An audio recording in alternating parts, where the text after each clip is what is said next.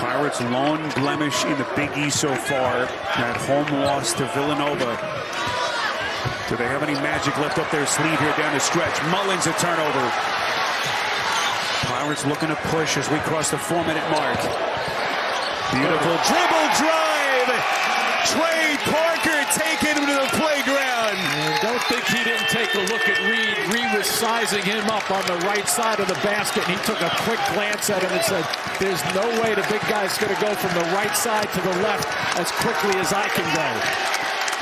7 for Parker. It's a 6-point game.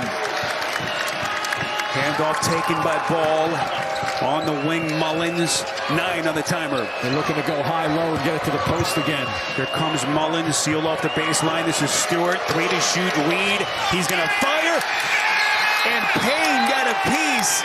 It's going to be a shot clock violation. And another turnover forced by the Pirates.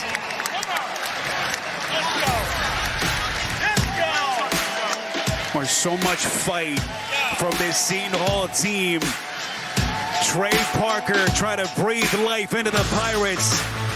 You're watching Big East basketball on TNT Sports. There's your score. If you've just hopped on with us, Connecticut at one point had an 18-point lead. And we're starting to flex some of their offensive muscle. But boy, here come the Seton Hall Pirates. There's the foul trouble. Jimmy, I guess the question is more who's not in foul trouble at this point. It has been physical. It has been intense as we come down the home stretch here in Newark. I told you should have brought your sneakers tonight. You might get a chance to run out there, Spiro. Seton Hall Pirates, number 25 in the AP poll. They are currently 39th in the net.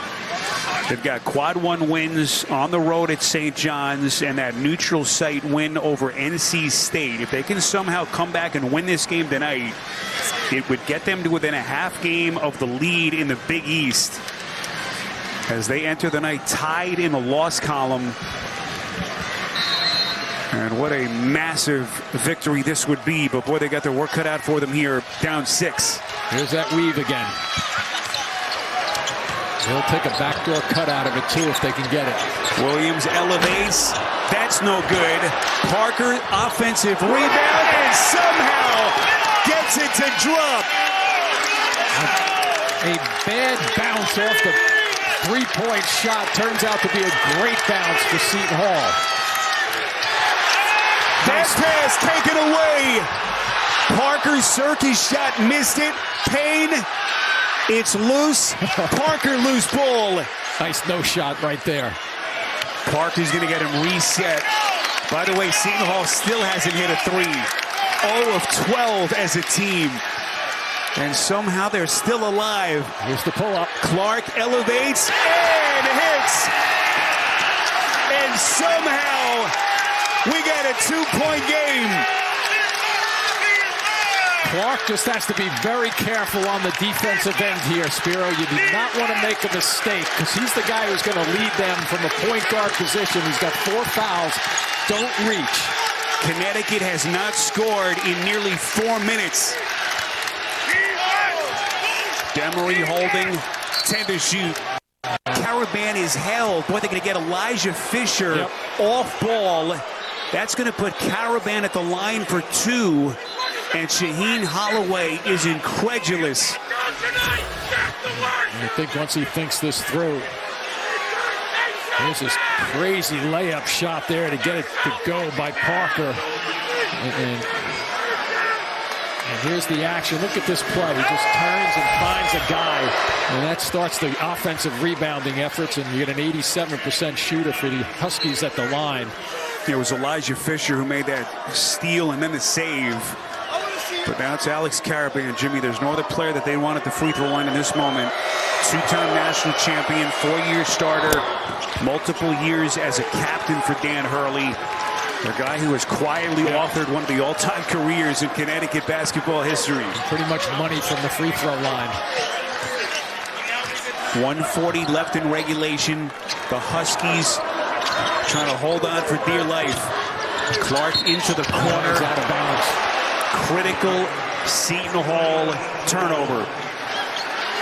Yeah, that's the thing. If you're not going to shoot that 3, why slide yourself out there? Look at this now. He's going to get some defensive activity in. It's frozen. Well, you may not find two teams that have taken the personality of their head coaches, Holloway and Hurley. Good point. Two guys that go back an awful long time.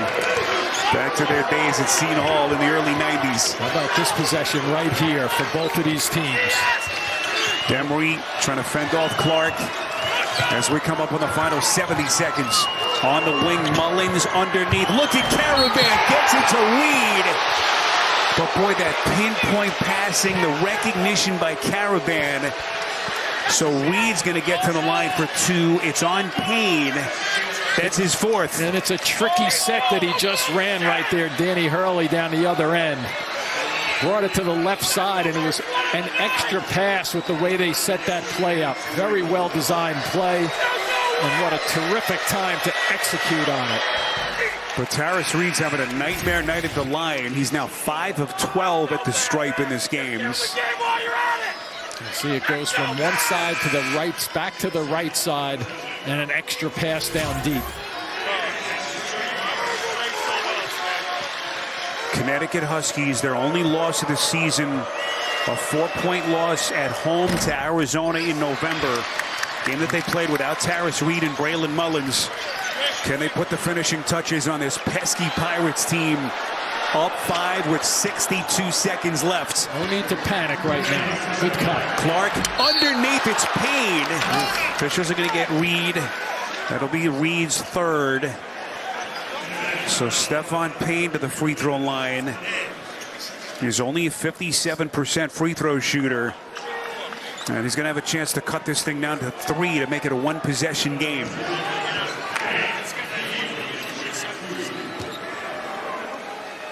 Senior out of Jacksonville, Florida.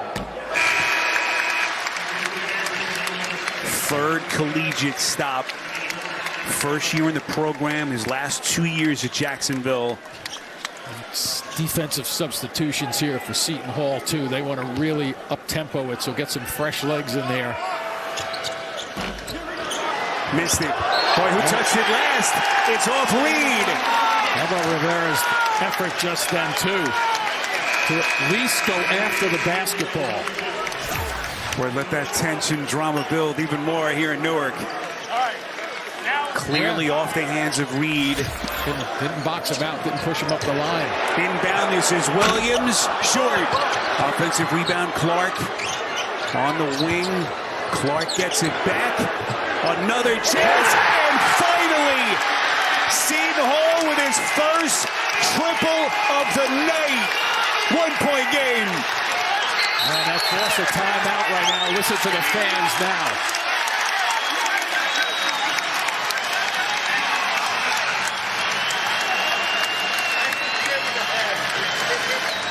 There's your game reset. Double bonus for both teams.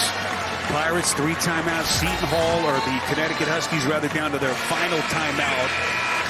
As the Pirates, Jim, missed their first 13 threes of the night. And finally, Mike Williams knocks one down. Well, I guess you have to figure one's going to be down for the night for you. But, boy, a lot of things happen right there. Besides the shot, you get the timeout. Now you get the press set up, or however you want it. And fresh legs are back out there. The adrenaline is pumping for Seton Hall. Connecticut has not hit a field goal in 5 minutes. They led this game by 18 with just under 15 left in the second half. Everybody will be involved on this, and they're patient.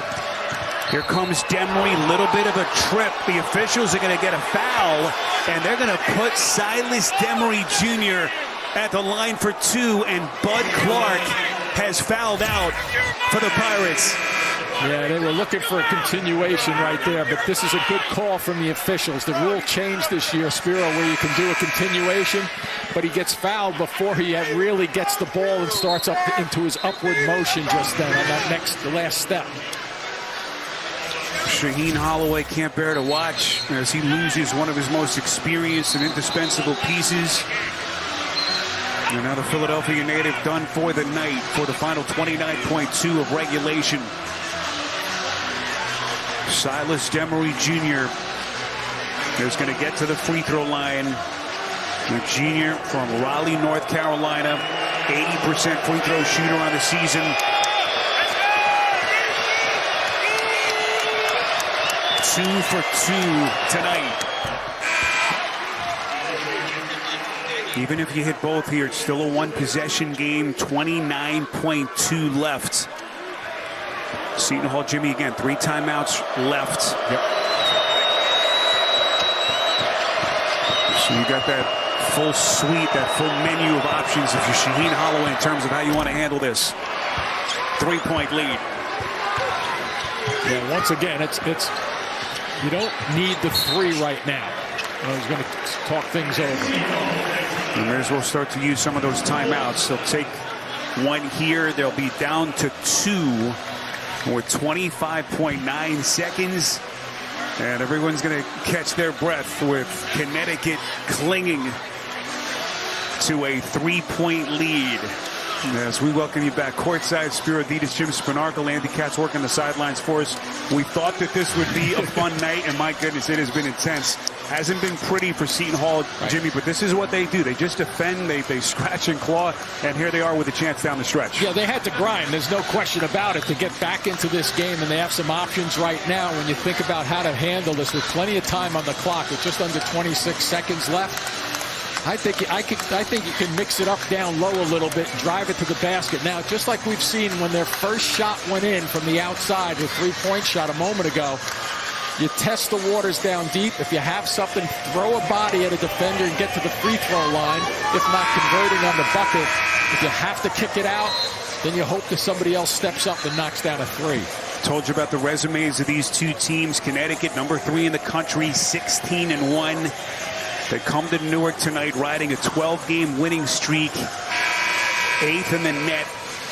And the Seton Hall Pirates, one of their best starts in nearly a decade, 14-2, 25th in the AP poll.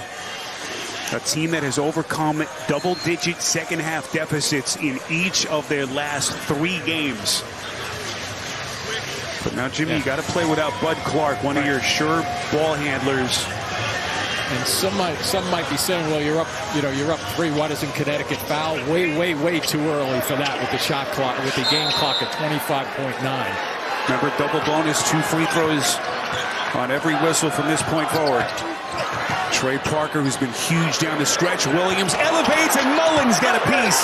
Loose ball, Parker up and under, no tough layup, missed it. Connecticut rebounds with Demery, and more free throws for the Huskies. They're going to have a chance to push this to a 2-score lead with 11.8 left. How about Mullins right here? Notice which way he's coming too, Spiro. He's coming from the right side of the shooter, so it's an easier block. Not that it's an easy play, but he doesn't make this play if he has to cross the body, come in the other direction. So he recognizes as a smart young player, and Shaheen knows exactly that. That was a good play, and they didn't get the bounce that they needed. But excellent defensive effort by Mullins to make a really good stop on that deflection. Sports, one of the things that makes Mullins so special. Everyone knows how talented he is offensively.